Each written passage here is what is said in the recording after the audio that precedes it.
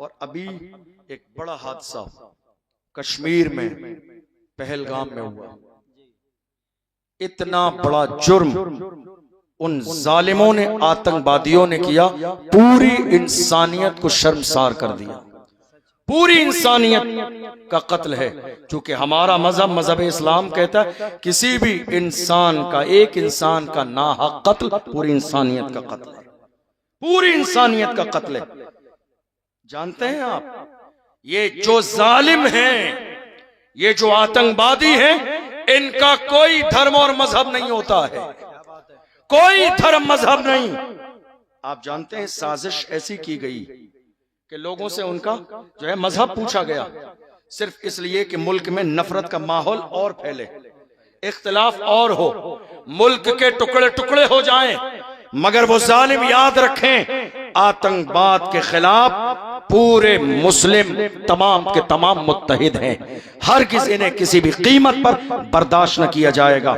हम हिंदुस्तान की सरकार से बड़ी मोहब्बत और जिम्मेदारी के साथ गुजारिश करते हैं, इन जालिम आतंकवादियों को जल्द से जल्द गिरफ्तार करें और ऐसी दर्दनाक सजा दें कि किसी जालिम के अंदर इतनी हिम्मत और जुर्रत न हो कि हमारे मुल्क में फसाद बर्पा करने की कोशिश करे। याद रखिए, आतंकवादियों का कोई धर्म और मजहब नहीं होता। हमारा मजहब, मजहब इस्लाम, हमें इंसानियत सिखाता है और जिन्होंने ये काम किया उन्होंने पूरी इंसानियत को शर्मसार कर दिया है। जहां आतंकवाद है वहां इस्लाम नहीं, और जहां इस्लाम है वहां आतंकवाद नहीं। हम कड़ी निंदा करते हैं सख्त लहजे में ऐसे लोगों की मजम्मत, और पूरे मुल्क हिंदुस्तान के मुसलमानों से ये गुजारिश करते हैं कि इनका हर तरह से बाइकाट होना चाहिए। और मुल्क हिंदुस्तान की हुकूमत से ये गुजारिश करते हैं कि जल्द से जल्द ऐसे लोगों को गिरफ्तार करें और कड़ी से कड़ी सजा दें, ताकि हमारे मुल्क में कभी भी इस तरह का माहौल पैदा ना हो। आज फैसले सियासी पावर की बुनियाद पर होते हैं। फैसला कोई भी हो, चाहे मस्जिद का, मदरसे का, खानका का।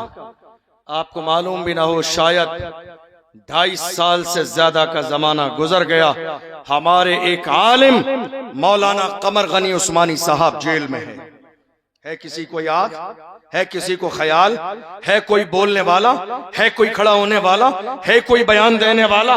सबको अपनी अपनी पड़ी है, मेरा नाम आ जाएगा, मेरा नाम आ जाएगा। अरे हम कहते हैं, हम खुल के कमर गनी उस्मानी का नाम एक बार नहीं 1 लाख बार लेंगे। नाम आता है तो आ जाए।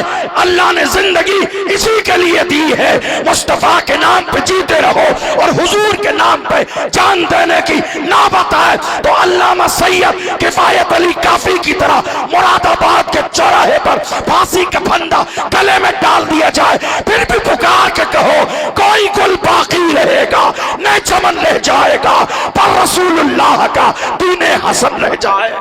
जिंदाबाद जिंदाबाद। सीने के अंदर अज़्म पैदा करो, हौसला पैदा करो, हिम्मत पैदा करो। ताजुश्शरिया ने इसीलिए कहा, जिंदगी ये नहीं है किसी के लिए, जिंदगी है नबी की, नबी के लिए। सुभान अल्लाह। ये जो इज्जत के साथ हम कुर्सी पर बैठे हैं ना, ये कुर्सी बाप दादा की निस्बत की वजह से नहीं मिली है। या रसूल अल्लाह, ये नाज ये अंदाज हमारे नहीं होते, झोली में अगर टुकड़े तुम्हारे नहीं होते, मिलती ना अगर भीख हुजूर आपके दर से, इस ठाट से मंगतों के गुजारे नहीं होते, बेदाम ही बिक जाए बाजारे नबी में, इस शान के सौदे में खसारे नहीं होते, जब तक के मदीने से इशारे नहीं होते, रोशन कभी किस्मत के सितारे नहीं होते। ये सारी शान और शौकत अल्लाह ने मुस्तफा के सदक़े में दी है। आज मैं अपने जवानों से कहना चाहता हूं, जबानी तौर पर आशिक नहीं, हकीकी माना में हुजूर के आशिक बने, सच्चे आशिक बने। और आपको मालूम है आशिक कैसा होता है? आप गुनाह नहीं छोड़ पा रहे हैं, जो गुनाह कर रहा है वो गुनाह नहीं छोड़ रहा, कहता नहीं साहब हमसे गुनाह नहीं छूटता है, आपसे गुनाह नहीं छूटता है। आशिकों ने महबूब के लिए दुनिया छोड़ दी है। ये इश्क का लेवल है, ये इश्क की कंडीशन है। इश्क में दुनिया छोड़ दी है। आप कहते हो मुझसे गुनाह नहीं छूटता है। अगर आप दावा कर रहे हैं, मैं एक लाइन की हदीस सुनाऊं आपको। रसूलुल्लाह के जमाने में इब्तिदाई दौर है, एक जानिसार आ गए, मसले का उस वक्त तक इल्म नहीं था या खबर नहीं पहुंची थी। हाथ में सोने की अंगूठी पहनकर, हालांकि मर्द के लिए सोना पहनना किसी भी कीमत पर जायज नहीं है। चांदी की 4.5 माशे से कम की एक नग वाली अंगूठी मर्द पहन सकता है। सोने की अंगूठी पहन कर आए। 2 तरह की हदीसें अल्लाह के महबूब ने, एक हदीस में है उंगली से उतारी नाराजगी की जुमले इरशाद फरमाए और अंगूठी फेंक दी। अल्लाह अकबर। मजलिस मुकम्मल हुई। अल्लाह के रसूल हुजरे आयशा सिद्दीका रज़ी अल्लाह ताला अन्हा में तशरीफ ले गई। मजलिस मुकम्मल होने लगी, लोग जाने लगे। वो शख्स भी उठा, उसने अंगूठी उठाई नहीं, देखा भी नहीं। लोगों ने कहा, वो जाने वाले तेरी अंगूठी पड़ी है, तू इस्तेमाल न कर, ले जा, तेरे घर में काम आ जाएगी। सुनो इश्क किसे कहते हैं। आपके तो एक गुनाह नहीं छूटता, एक गलत काम नहीं छूटता। उस आशिक ने कहा था, अल्लाह की इज्जत की कसम, जो चीज मेरे नबी को पसंद नहीं, जो चीज मेरे नबी को पसंद नहीं, जो चीज मेरे नबी को पसंद नहीं, उसको उठाना तो बड़ी बात है, उसकी तरफ देखना भी मेरी मोहब्बत को गवारा नहीं है। जिंदाबाद जिंदाबाद। उसको उठाना तो बड़ी बात है, उसकी तरफ देखना भी मेरी मोहब्बत को गवारा नहीं है। ये इश्क का लेवल था। आज भी अगर इश्क का लेवल इतना ही हो जाए तो आप भी कहोगे, जो व्हील चेयर पे बैठने वाले उस मर्द कलंदर ने कहा था फैजाबाद के धरने में दिसंबर की सर्दी में दुश्मनों की आंखों में आके डाल के कहा था, उन्हें जाना उन्हें माना, न रखा गैर सकाब, लिल्लाहिल हम्द में दुनिया से मुसलमान गया। नाराए तकबीर, नाराए रसालत, मसलके आला हजरत, तहफ्फुज़े मसलके आला हजरत कॉन्फ्रेंस। जानो दिल होश खिरत सब तो मदीने पहुंचे, तुम नहीं चलते रजा सारा तो सामान गया। आपको मालूम है 1 से 1.5 साल का जमाना गुजर गया। महाराष्ट्र की सरजमीन पर जब नामूस रिसालत का मसला आया था, बड़ी हैरानी की बात है।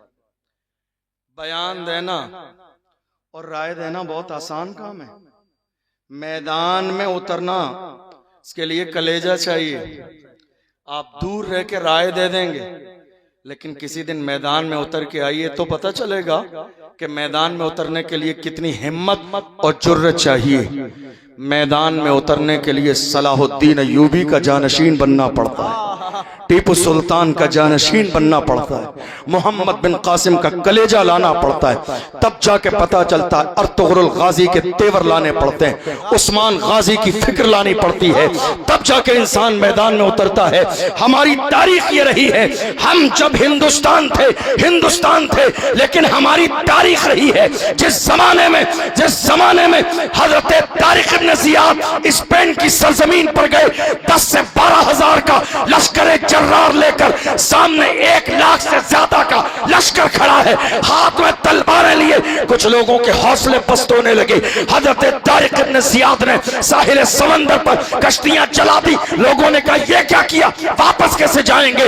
हजरत तारिक इब्न जियाद ने कहा था, मुसलमान जब अपने हाथ में इस्लाम का झंडा लेके निकलता है तो उसका उठने वाला कदम या तो दुश्मन की छाती पे पड़ता है या फिर जन्नत की वादी पे पड़ता है। मुसलमान जब कदम उठा देता है तो कदम पीछे नहीं लेके जाता है, या तो दुश्मन की छाती पे पड़ता है या फिर जन्नत की वादी पे पड़ता है, जो कि कलमा पढ़ने वालों के तेवर हर जमाने में यही रहे। अल्लाह ने कुरान में फरमाया, इज़ा जाअ अजलुहुम ला यस्तअखिरून साअतन वला यस्तक़दिमून।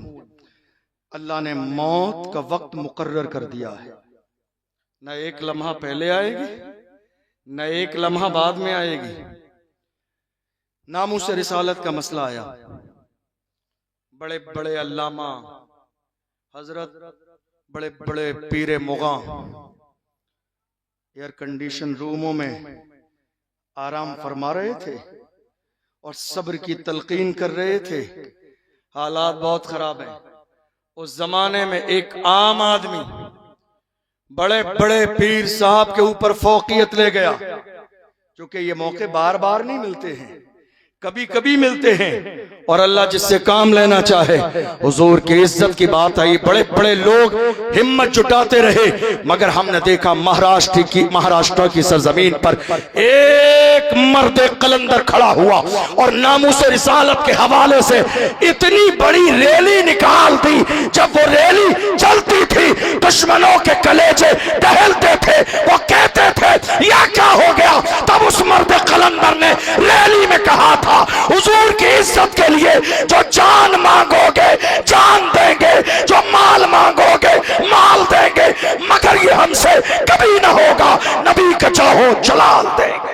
जिंदाबाद जिंदाबाद। दुनिया हैरानी से देख रही थी कि मुस्तफा के गुलाम ऐसे भी होते हैं क्या? हुजूर के नाम पे मरने और मिटने वाले ऐसे भी होते हैं? मेरी कौम के जवानों, मैं तुमसे कहता हूं हुजूर के सच्चे आशिक बनो, पक्के आशिक बनो, वफादार बनो। 1 से 1.5 साल पहले की बात है, एक मसला आया। एक आखिरी बात सुन लीजिए, चलिए। एक मसला आया, हमारी एक बहन मुस्कान को कॉलेज से बाहर निकाल दिया गया। आपके जहन में है आपके जहन में? तो ये भी होगा कि निकालने की वजह क्या थी। उसको कहा गया कि अगर पढ़ना है और एग्जाम देना है तो हिजाब हटाना पड़ेगा।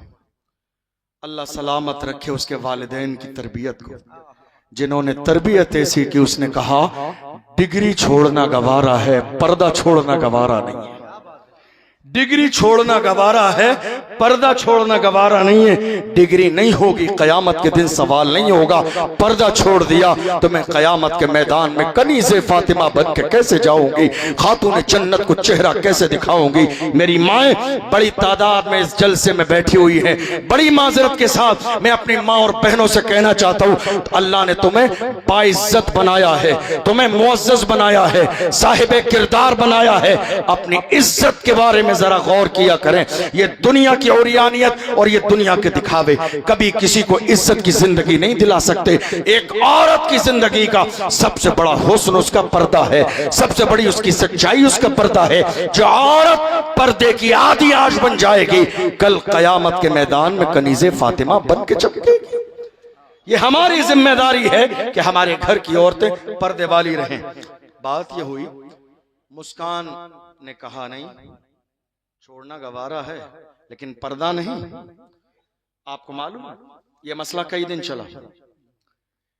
मेरी कौम के लोगों के सर उस वक्त पूरे मुल्क में शर्म से झुक गए। आप कहेंगे क्यों?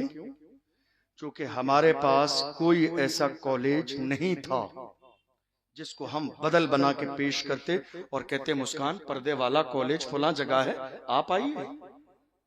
उस जमाने में मेरी कौम ने ये नारा लगाया, 1 साल नहीं गुजरेगी हम हर शहर के अंदर एक स्कूल बना देंगे, कॉलेज बनाएंगे बेटियों के लिए। 1.5 साल गुजर गई, कुछ बना? 1.5 साल का जमाना गुजर गया, कुछ बना? मैंने कुरान की आयत पढ़ी थी, इन्नल्लाह ला युगय्यिरु मा बिक़ौमिन हत्ता युगय्यिरु मा बिअनफुसिहिम। खुदा ने आज तक उस कौम की हालत नहीं बदली, न हो एहसास जिनको अपनी हालत खुद बदलने का। आप जब तक अपने हालात बदलने के बारे में नहीं सोचेंगे, आपकी हालत कभी नहीं बदलेगी। आप जानते हैं क्या मुसलमान गरीब है? नहीं। क्या परेशान है? नहीं। क्या मुसलमान कमजोर है? नहीं। मुसलमानों की गरीबी देखनी है। उलमा बैठे तो जुमे के दिन देखिए, जब मस्जिद का गल्ला सामने से गुजरे, गल्ला लेने वाले कुछ लोग तो शरीफ होते हैं तो वो सीधे फौरन गुजर जाते हैं, कोई डाले ना डाले। कुछ लोग थोड़े से पुराने हो जाते हैं तो जब तक बंदा डालेगा नहीं वहीं खड़े होकर गल्ला हिलाते रहते हैं।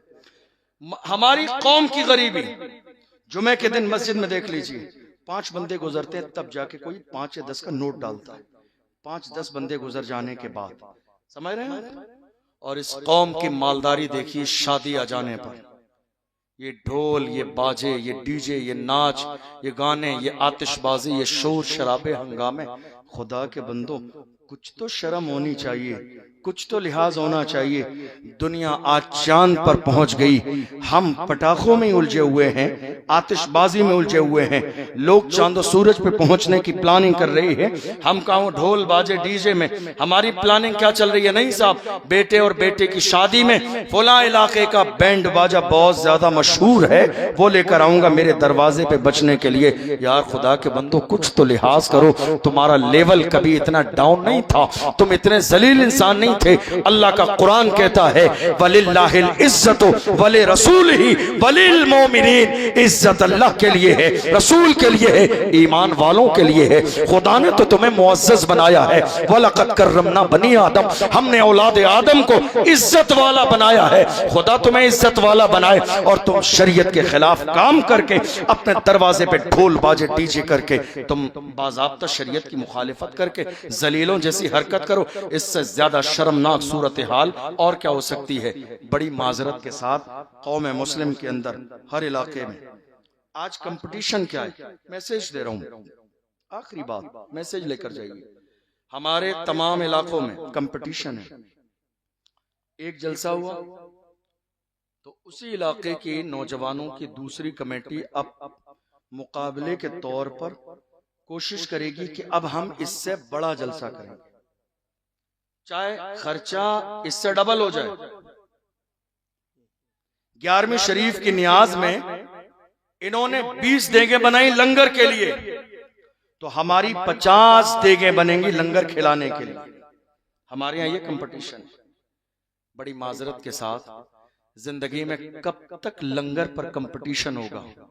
एजुकेशन पे कंपटीशन नहीं करेंगे, कॉलेज की बात नहीं करेंगे, हर चीज की कमेटी है आपके यहाँ। चादर की कमेटी, लंगर की कमेटी, दरूद की कमेटी, जलसे की कमेटी, मीलाद की, जुलूस की, तमाम चीजों की कमेटी है।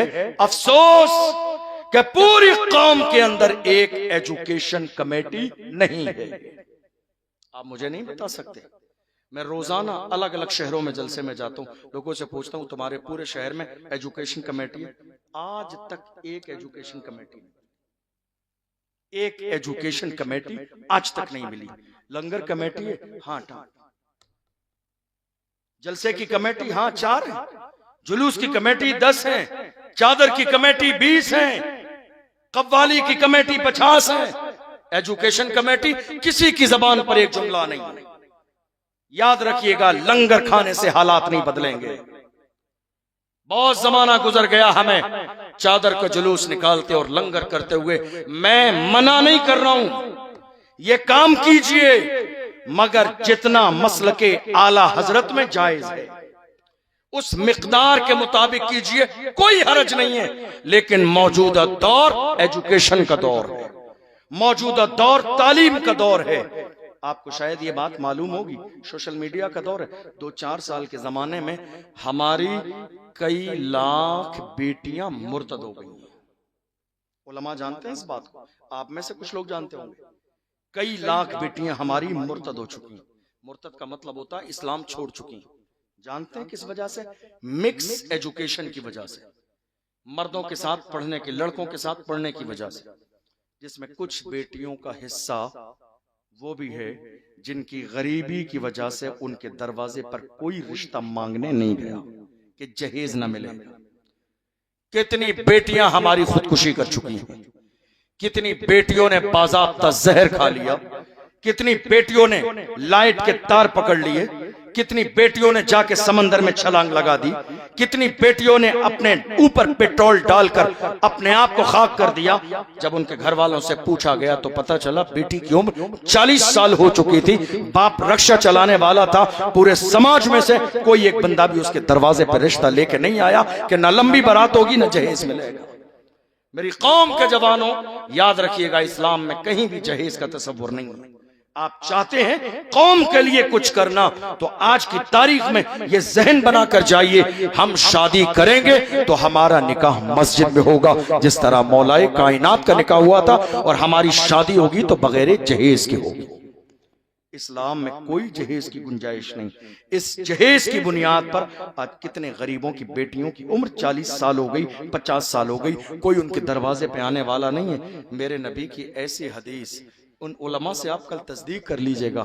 हुजूर की हदीस किताबें उठा लीजिए। अगर आप किताबुन निकाह पढ़ेंगे और बाबुन निकाह पढ़ेंगे, जितनी भी स्याह सित्ता की हदीस हैं आप पढ़ लीजिए। हुजूर ने यहां तक इरशाद फरमाया, जिसने किसी औरत से शादी दौलत की बुनियाद पर की, अल्लाह उसे और ज्यादा मोहताज कर देगा। हदीस है, ये हदीस है। आप उलमा से तहकीक कर लें। किसी औरत से इस बुनियाद पर शादी की कि अल्लाह उसे और ज्यादा मोहताज कर देगा अगर दौलत की बुनियाद पर शादी की। इसलिए जवानों, अपने सीने में हुजूर का इश्क पैदा करें, सच्चे वफादार बने, मुल्क के हालात का जायजा लें, मुल्क के कानून के दायरे में रहकर हमेशा कदम उठाएं।